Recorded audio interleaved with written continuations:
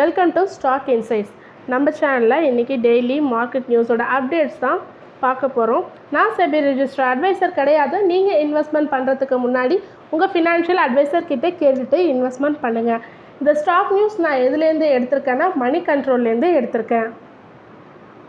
Why gross domestic product அதாவது GDP grew 6% below expectation. So அதுக்கு RBI governor Shaktikanta Das என்ன சொல்லியிருக்காங்கன்னா, இந்த ஃபர்ஸ்ட் குவார்ட்டர் க்ரோத் வந்து 7.1% இருக்கலாம் எதிர்பார்க்கப்பட்டது. ஆனால் நேஷ்னல் ஸ்டாட்டிஸ்டிக்கல் ஆஃபீஸ் அதாவது என்எஸ்ஓ 6.7% தான் கொடுத்துருக்காங்க.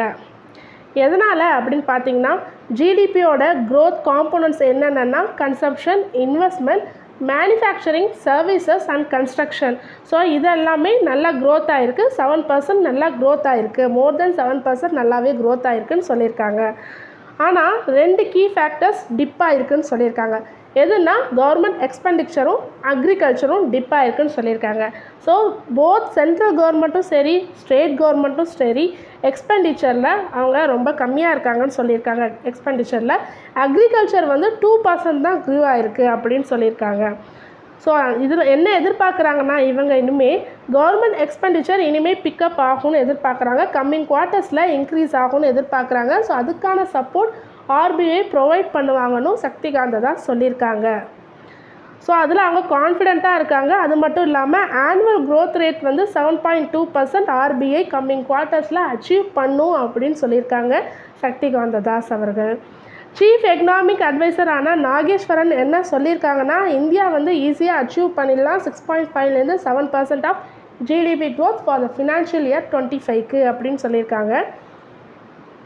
அதே மணி கண்ட்ரோல் சர்வேல 13 எக்கனாமிஸ்ட்டை எடுத்த சர்வே படி 6.8% க்ரோத் இருக்குன்னு சொல்லியிருக்காங்க. ஆர்பிஐ ஃபோர்காஸ்ட் பண்ணது 7.2. ஸோ அதுக்கு கீழே தான் இப்போ ரிசல்ட் வந்திருக்குன்னு சொல்லியிருக்காங்க.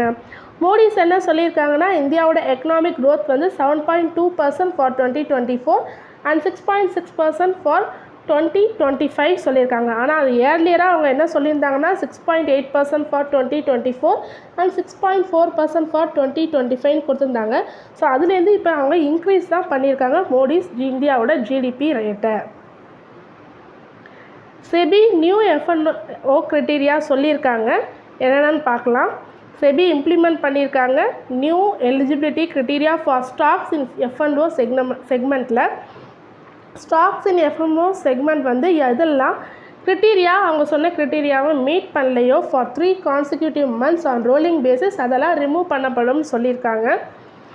அப்படி ரிமூவ் பண்ணப்பட்ட ஸ்டாக்குக்கு இனிமேல் எந்த நியூ கான்ட்ராக்டும் இருக்காது சொல்லியிருக்காங்க. அவங்க எஃப்என்ஓ செக்மெண்ட்டில் எக்ஸிட் ஆனாங்கன்னா எக்ஸிட் ஆனது தான் அப்படின்னு சொல்லியிருக்காங்க.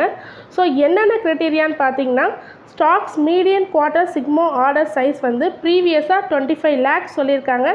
இனிமேல் அட்லீஸ்ட் 75 lakhsன்னு சொல்லியிருக்காங்க. சாரி, இந்த மார்க்கெட் வைடு பொசிஷன் பார்த்திங்கன்னா இன்க்ரீஸ் பண்ணியிருக்காங்க 500 crore-லேருந்து 1500 crore. இது ஒரு criteria.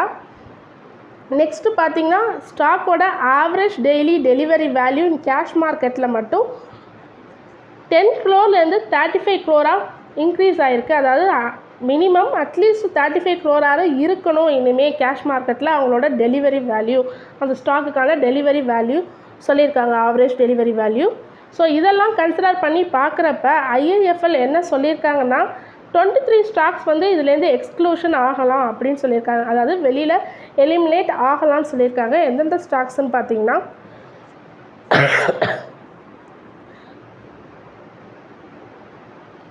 Laurus Lab, Ramco Cement, Deepak Nitrate, Atul Limited, Torrent Pharma, Chambal Fertiliser, Gujarat Gas, Coromandel International, Granules India, Sun TV Network, Syngene International, City Union Bank, Gujarat Narmada, Valley Fertilisers, GNFC, Can Fin Homes, Bata India, doctor Lal Path Labs, Abbott India, United Breweries, Ipca Lab, Metropolis Health Care, India Mart, Intermesh, Mahanagar Gas, JK Cement இவங்கெல்லாம் exclusion ஆகலான்னு சொல்லியிருக்காங்க.